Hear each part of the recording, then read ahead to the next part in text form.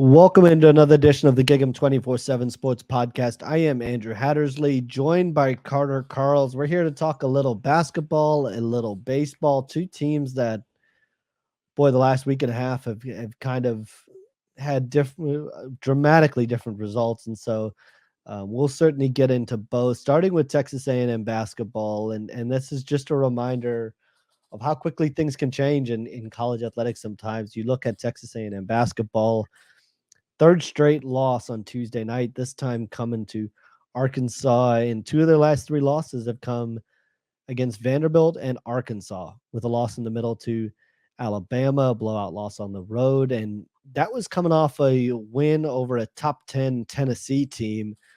And things look to be in a pretty good spot from an NCAA tournament standpoint. And now a week and a half later, they're sitting in very, very murky water. So we will certainly get into all that. Carter, how you doing, buddy? I know you were over there yesterday, just kind of puzzling how these last 10 days have played out.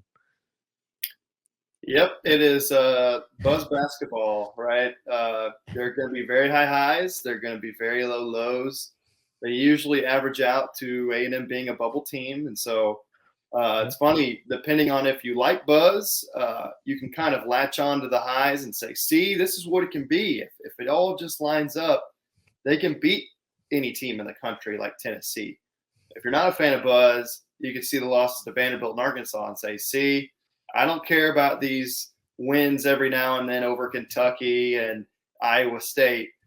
This is still happening no matter what. And this team, being a preseason 15th ranked team in the country, they weren't supposed to lose any games like that. And so when you look at preseason expectations, this has been an epic failure of a year for A&M. They still have time to turn it around. They've got a couple quad one games left. They've got the SEC tournament left.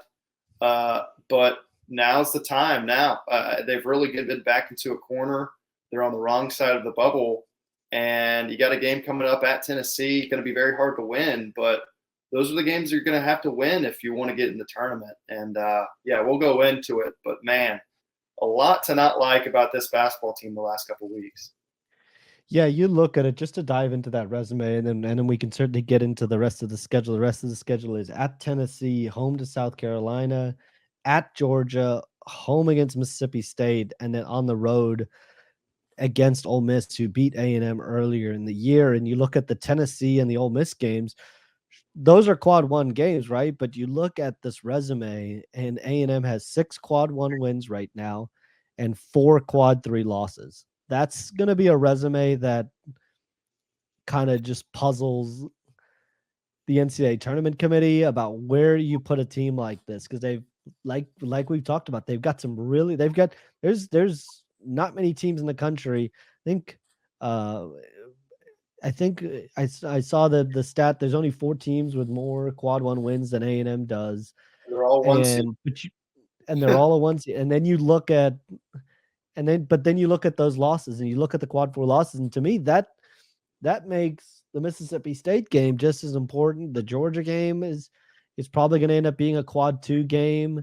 South Carolina doesn't exactly have, the strongest net. And so you look at that as a game you can't afford to drop. And, when you look at, you can map out the rest of the way, but A&M, it's good to get those wins like the Tennessee and the Ole Miss game. They haven't had that problem. They've got as many good wins in the country. It's been some of those bad losses. And, I know you've got a lot of thoughts to get to too. And when you look at it, right, like it just comes down to, you've got to have more than just Wade Taylor and Tyrese Radford and relying on Anderson Garcia on the offensive glass. They need to find a way to get Henry Coleman going as a more consistent offensive player, especially down the stretch of games. Like they really need to find an offensive system they can get to that can consistently deliver buckets down the stretch, because a lot of these games have been close. A lot of these games have been, the 2 Arkansas losses have both been close.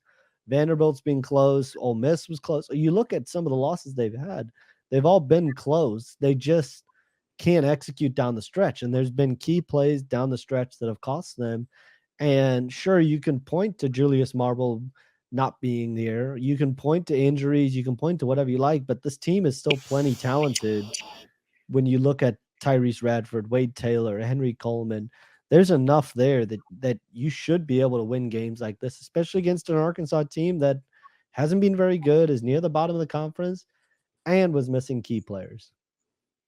I think there's no doubt A&M's underachieved. I mean, Wade Taylor, I think, is going to go down as the best player in A&M basketball history, and he may never have a NCAA tournament win. But looking at it more big picture, look at Buzz Williams.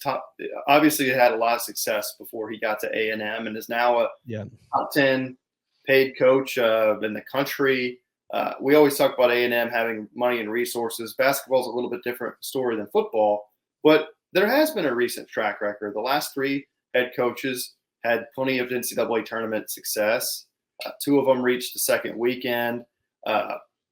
They were constantly winning, NCAA tournament games throughout their tenure.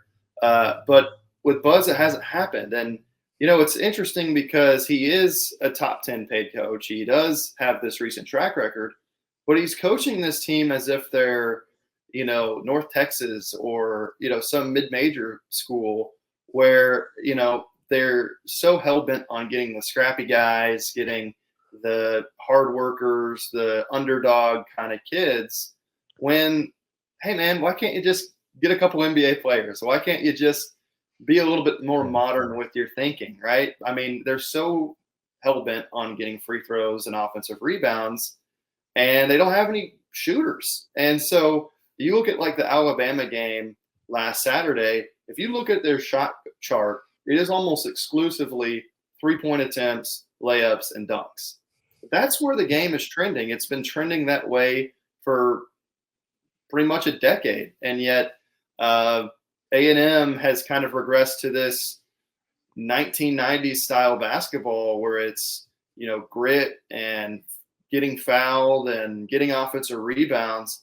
And it's just no one plays like that anymore. What team has, reached the highest of highs in recent memory that plays like that? And so it's kind of the situation Buzz has put this team in by getting this level of talent, by adopting this style. And so we can talk all we want about, they're not getting the most out of Wade Taylor. They haven't supported him. They haven't, lived up to expectations. But they kind of chose this way. They wanted to do this style. When Buzz Williams took over at A&M, he's an analytical guy. He really looked through the numbers, and he said, to win the SEC, to be successful in this conference, I've got to do this style. It wasn't always that way. At Virginia Tech, they wanted to have 5 guys on the floor who could dribble, pass, and shoot and score. They wanted to be a little bit more high flying and multiple because they felt like that was the way that they could keep up with some of the more talented ACC teams. But here it's been more that gritty, muck it up style. And it's just, I don't know how it's becoming like Jimbo. I don't know how you keep running it back when it's not working. Obviously, he has had spurts of success. He's had win streaks that have been highly impressive. But when you average that out with the lows, it's been pretty mediocre. It's been bubble team city. And again, even Billy Kennedy, who was not a very good head coach, made 2 Sweet 16s. So I just don't know how you keep doing that every year. And I think after this season, he's going to have to look himself in the mirror and say, hey, this isn't working. Something's got to be fixed, because you can't just keep doing the same thing and expecting a different result. Yeah, I think, one of the things that kind of this team comes back to, and obviously Buzz has made it clear, and he's right in some sense, that it comes down to so many other things like offensive rebounds and some of those margins, limiting defensive rebounds, and he's right on that front. It is important to be good on the glass, but you look at what was the number one need that this team had coming out of last year. One, it was to replace Dexter Dennis, and they just haven't been able to replicate what Dexter Dennis did. And that was, you got to give credit where credit's due. To be able to add him was huge. Right. Obviously they relied on Eli Lawrence and Jace Carter to kind of be those guys to step into those shoes. And two, you had to go find more shooting. That was apparent to everybody that was the issue on this team was they needed to find guys that could make outside shots, and that would make life easier for Tyrese Radford. That would make things easier for Wade Taylor, and open things up for a guy like Henry Coleman. And there's some nice stories on this roster. You look at Solomon Washington and the jump he's taken as a sophomore. That's a really good story. Anderson Garcia, really good story. But I look at a guy like Miles Stute, right? That in the transfer portal this offseason, he transferred from Vanderbilt. And if you're A&M, that should be a guy that you were kind of all over. That's a good outside shooter. And there are guys that have come and just not shot at the level that they shot maybe at a previous stop. And it's just it's weird to figure out. It's puzzling to figure out. I don't know if it's like a scheme or whatever it is, but there's guys that have shot well in their previous stops and then come to A&M and struggled shooting. It's just kind of like, I don't know. It's just puzzling. Like you could have had Miles Stute come here and potentially struggle, and hit below his numbers. I mean, it's just, I don't know why that is the case, but there's been guys that have shot well at previous stops and then come to A&M and really, really struggled. And they've tried to go the JUCO route. They've tried to go, a bunch of ways to add shooting, and it just has not worked. And that continues to be a glaring hole on this team. And Hayden Hefner has obviously, you hoped at this point, like as an upperclassman, he'd be a regular contributor, and he has just struggled throughout his time at A&M to be. Those are some of those shooting.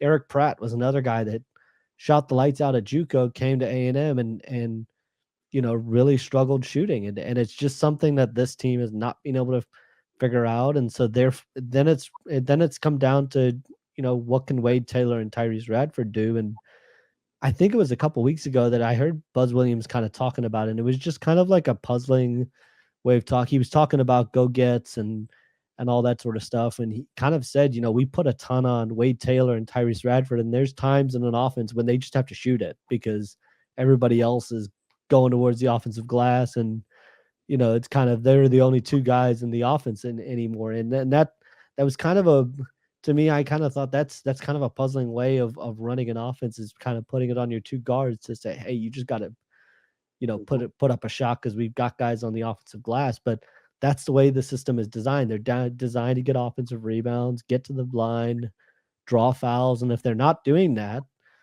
they struggle to consistently score. And you see them kind of go through these prolonged droughts, and it comes back to cost them.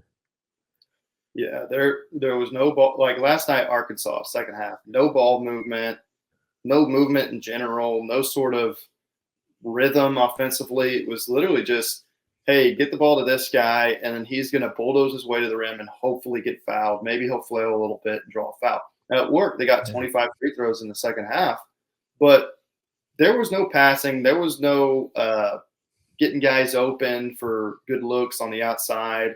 It was all just, I mean, there were so many possessions. They didn't even really have a pass or two passes. It was just, all right, got it to Radford, bulldoze your way.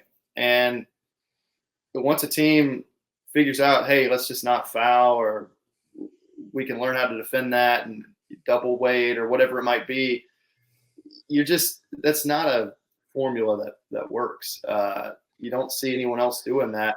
Now, the other thing I was going to say was A&M has been snake bit a little bit this season. You mentioned Hefner. Mm-hmm. He's been really struggling with his outside shot. Made a couple late against Arkansas, but he had made, I think, 4 threes in SEC play before Arkansas. Yeah. Eli Lawrence didn't pan out the way that I think A&M thought he would. Julius Marble being out. Solomon Washington missed a couple games. Henry Coleman missed a couple games. Tyrese Radford missed 5 games and 17 practices. It's not easy, but when you're in year 5, you shouldn't be an injury or 2 away from, being a disaster. Yep. Losing to Vanderbilt or losing at home to LSU by, 15 points. You shouldn't be at that position. And I look at this offseason for Buzz. I mean, you could say last offseason was his defining offseason because I felt like this was the year for him. I know Wade Taylor is eligible to come back next year, but think of all the guys that he is like for sure going to lose. He's for sure, because of eligibility, going to lose Tyrese Radford, Anderson Garcia, Henry Coleman, Hayden Hefner, Eli Lawrence, Wilden Levesque. That's 6 guys. I believe Anderson Garcia has one more. I believe does not. Anderson Garcia. He does not. Okay, I thought he had a COVID year to use. He began his career in the 2020-21 season. So he played 2020, 21, 22, 24. But if I'm wrong on that, I'll clear it up. But I looked at it yesterday, and it looks like he's. They never listed him as a redshirt. He played 11 games his freshman year, so assuming he's out next year. But you're right. 3 guys coming back are eligible to come back that are main contributors. Well, really 4. There's Jace Carter, Wade Taylor, Manny Obaseki, and Solomon Washington. You got to build a lot. Theoretically, Marble could come back if he redshirts this year, right? But we'll see how that situation unfolds. But you got to completely rebuild this roster. And I think Buzz could have the decision of, okay, do we still do this offensive rebound, free throw, predictable shot sort of scrappy style?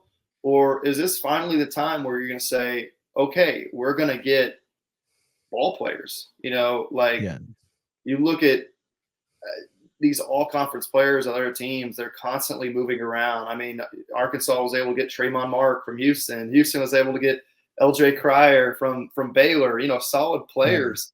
When's A&M going to get those guys? They got Radford a few years back, but they just haven't been able to get those super impact, double-digit sort of scorers from other big schools. You look at every Texas school, and every other Texas school is managing to have success. So every time I hear like, oh, A&M's not a basketball school, they don't have the history, you're expecting too much. I'm like, hey, man, like TCU, Houston, Baylor, Texas. Baylor won the national championship. All these other schools, North Texas is winning NCAA tournament games. SMU is playing well. Like, it is not that hard to make the NCAA tournament when you're a big program. Like, it shouldn't be hard. And if this is year 5 and you've only made it once, that is like a big time failure. So I just think that if that happens again, now they could turn things around, but if it happens again where you don't make the tournament, you have to look yourself in the mirror and say, what I'm doing is not working. Because again, it reeks a little of Jimbo Fisher, where it's, after the 2022 season, it was, okay, he's got to change his offensive coordinator. He's got to change this. He's got to change that. And he kind of acted like he did, but he really didn't. Petrino was still running his offense. And the guy was just too stubborn to adjust. And you look at Buzz Williams, hey, are you willing to tell yourself, hey, what I'm doing is wrong? Or are you just going to keep beating your head in the wall and expecting a different result? That's this offseason will define his time at A&M if he comes back, and he's got to make major changes in my mind. Boy, you talk about that Tremont Mark recruitment that basically came down to A&M and Arkansas, and that's just that's one. If you put Tremont Mark into this roster, boy, what a difference that recruitment probably ends up making. And you're right. I think there's a lot of questions to be had, and you got Bryce Lindsey, who's was regarded as a really good shooter, was going to need some time. You got Rob Dockery. These guys need to kind of take that next step and haven't been on campus and being the kind of the next wave of young players. But I think you're right. They're going to have to kind of look in the mirror, and I will caution, we've talked about this before when it comes to Buzz Williams. This team does have kind of a knack. You look at last December, going back to the last season, that loss to Wofford at home, I kind of had the feeling of, okay, this is going to be the loss that you can't really come back from. And that team went on a run. At some point, I just keep waiting for them to turn the light on and just turn it on. But at this point, you're running out of games. There's 5 games until the SEC tournament. It's got to happen this weekend, and it's got to happen. You beat Tennessee, all of a sudden, okay, you're back on the right side of the bubble. You've got a nice win, but these next 5 games are hugely, hugely important, and to to to help yourself safely feel like you're in the NCAA tournament and make it. Then you've got back-to-back years and all that, and you can kind of reevaluate what kind of went wrong this season and where you were kind of on the up and down roller coaster. But these next 2.5 weeks are just absolutely huge when you kind of look at where Buzz Williams and the staff is. They pride themselves on responding. We're going to see how they kind of respond over the next couple of weeks. And it doesn't get easier. Like we said, they found a game plan that really worked against Tennessee. They've got to be able to replicate that on the road. And they've got to be able to, they've dropped some bad home games lately. You've got to be able to go on the road and pick up one of those wins at Tennessee, maybe at Ole Miss, and get yourself 2 more quad 1 wins to kind of overcome. This has just got to be a season where you've just got to kind of embrace our resume is going to be crazy.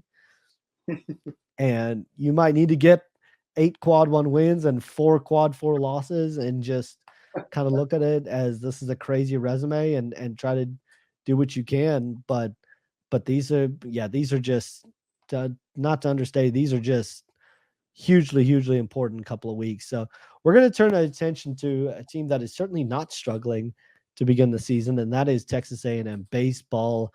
And we are going to dive into their opening weekend series, a sweep over McNeese and a win over Incarnate Word on Tuesday night, right after a quick break. So stay tuned.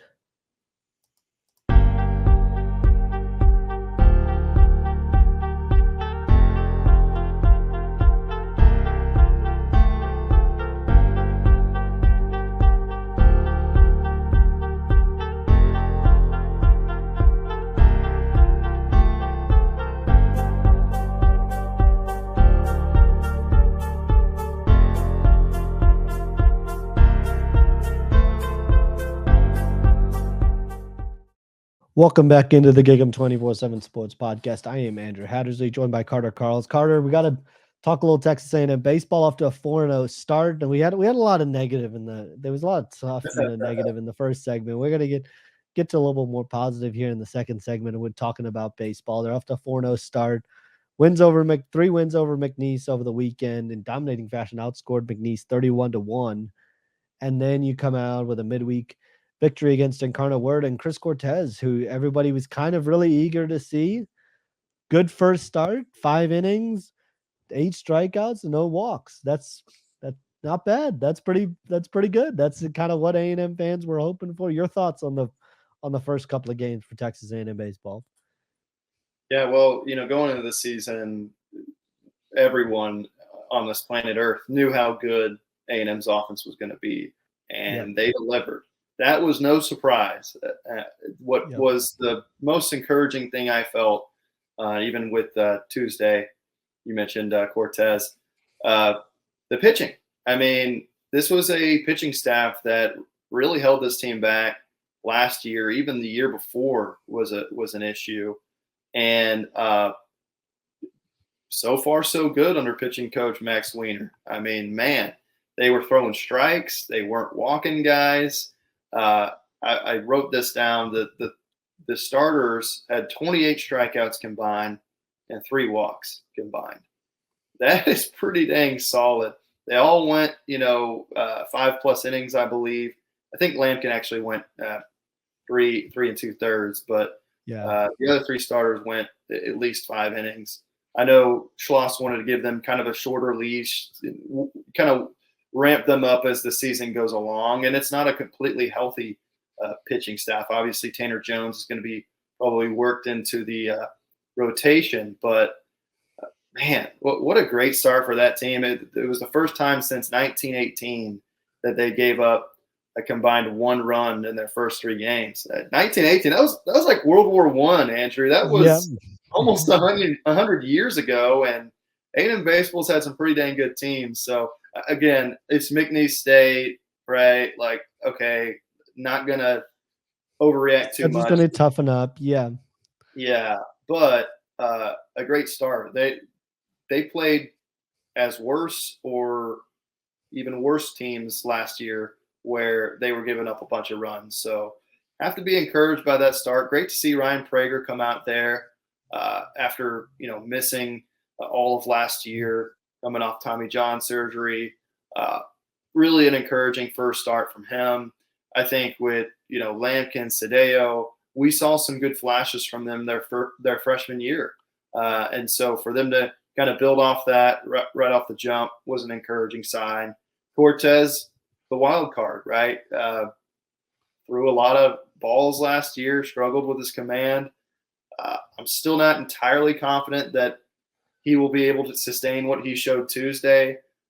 But, hey, good start. And if he's your fourth or fifth best starting pitcher and he's throwing like that, that's a nice sign.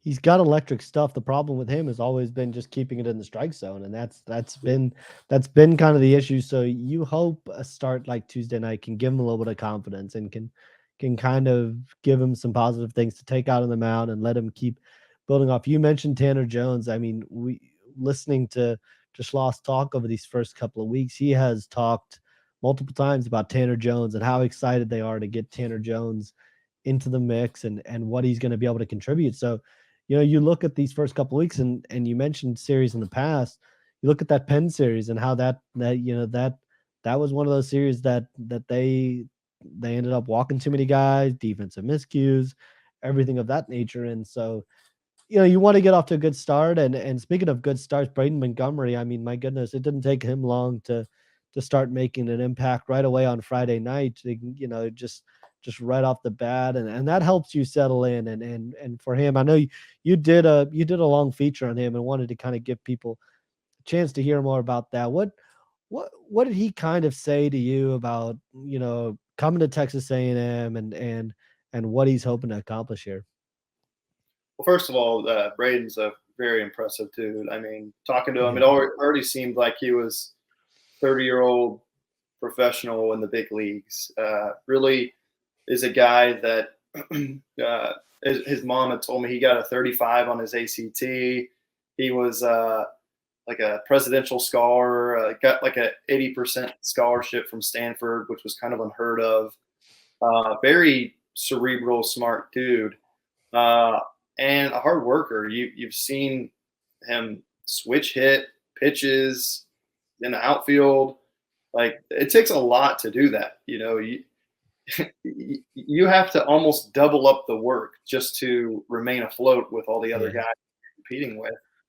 But a very interesting story. He was kind of a late bloomer growing up, where he shot up 7 inches in a span of a year late into high school, and he was already a good baseball player, but it just took him to another level. And because of that, it's kind of shaped him a little bit. I think he's always kind of exceeded expectations everywhere he's been. And so far, so good. The biggest focus for him this offseason was kind of his right-handed hitting. He's going to get a lot of opportunities on the left-handed side, but right-handed, only 4 of his 35 career home runs going into this year came from his right-handed side. So that was something he worked on, and he feels like he has more power from that side than his left side because it's more natural to him. That he's a natural right-hander. So that's kind of scary to think that his power may even be better. I know his first 2 home runs have come from the left side, so still waiting to see how that right side plays out. I was texting his mom before the weekend series. She was funny because she said that when they went to the Stanford Regional last year, she could not stand A&M and their fans, and because she hated the ball 5 chants and she hated the. And Braden had told me that she was so annoyed about the whole bubble thing that she went out and bought her own bubble machine and started blasting it away. Stanford started scoring runs, which is my level of pettiness. I just absolutely That's love awesome. That's awesome. I asked her before this series over the weekend, like, hey, did you bring your bubble machine? She's like, nope, didn't have to. They're giving them out for free in the crowd. What do you know? He hits a home run in his first at bat as an Aggie. So that was really cool to see. He also came to A&M to be closer to his hitting coach, who works out with a number of big leaguers like Bobby Witt Jr., some of those guys. He lives in Tomball, Texas, about an hour away from College Station. And it's interesting. A lot of times you talk to a kid about, hey, why'd you come to this school? And usually it's the coaching staff or NIL or whatever it might be. He said it's to be closer to the hitting coach. Now, obviously, A&M and its coaching staff impressed him. He liked what A&M was all about, but it was really to be closer to this hitting coach. And he knows he only has a semester left. He's going to be a top 10 pick probably in the draft. He doesn't even plan to graduate from A&M. He plans to go to the draft and get his degree from Stanford as initially planned. So he's kind of like one of those one-year rental types you get out of the transfer portal. But he's still enjoying the moment. He's already really close with his teammates and living up to his expectations so far. No doubt. They'll certainly take a lot more of that. And you got to bring out the bubble machine at some point. If you're mommy, you got to bring it out and wait for the first SEC series. Maybe take it on the road to Florida. That might not be a bad place to take it to. Just come right out of the gates, or take it to LSU. I think that'll certainly be another spot. I'm sure she would love to take it to. So those who have watched this, thank you very much for joining us. We'll certainly be back next week to look a little bit ahead to spring practice, which is right around the corner. Mike Elko's first spring. I'm sorry. I'm so sorry to cut you off, but we have to mention Jace LaViolette before we go. Yes, we do. We have Jace to. I was thinking the whole time. I didn't want to go too long with my remarks, but nope, go for it. You've got to. People would have killed us. They said, "Why didn't they talk about Jace LaViolette?" Yeah, leading the nation in home runs, 5 in 4 games. It's okay. I'm gonna bring up a stat. I'm sorry, I'm blanking on the name of the person who sent this to me yesterday, and I'm gonna make people mad when I say this. A&M's 3-point percentage in basketball this year is lower than the percentage of at bats Jace LaViolette has hit home runs in this season. 5 of 17, around 30%. He is just crushing the ball, and we all expected this from him. And again, level of competition. But I don't care if you're playing a high school team. Like 5 home runs in 4 games, that's awesome. What else is there to say about the guy? He is like every time he comes up to the plate, you have to stop what you're doing and say, "Oh, okay, got to watch him now because he's killing it." Well, you look at it and it's like every time he comes up to the plate, like you said, you've got to stop what you're doing, and he's kind of almost picking up right from where he left off last year. Obviously, down the stretch of the season, he really just had so many big hits for this A&M offense, and you do wonder if some of that pressure has been left from him, having a guy like Braden Montgomery and just being able to, not feel like you have to almost carry the entire offense at times. And that's a 1-2 punch that is going to be among the best in the SEC this season, and just off to a really, really good start. And it's going to be interesting to see how he carries this into kind of the rest of non-conference play. If you're A&M, you'd love for him to ride it as long as he possibly can, because he's off to just a really impressive start. You're right. Fans probably would have been real upset about that, but we covered it. So thanks to everybody for joining us. And like I said, we'll certainly be back next week to kind of talk a little bit about A&M's first spring under Mike Elko. It's coming up fast. It's coming up next month, and guys are already starting to make visit plans on the recruiting trail to be in town. They're going to have a lot of prospects on campus. Got some good news earlier this week. Tiger Ryden joined the class. That's the 4th commitment in the 2025 class for Texas A&M. Encourage you guys to head over to the site and check out that and the Braden Montgomery story. Tiger Ryden telling me he kind of just woke up on Monday morning and delivered the news on Monday night and thought, what am I waiting on? I know where I want to go. Got on the horn with the coaching staff, with Mike Elko, with Trooper Taylor and Tony Girardi, and told them they're coming, and he is certainly ready to start recruiting for A&M and do everything that he can. So really encourage people to go ahead and check that out, and we'll have you covered with obviously spring ball news coming up and the latest on the recruiting trail as guys start to line up visits. Until then, have a great week, and we'll see you guys soon.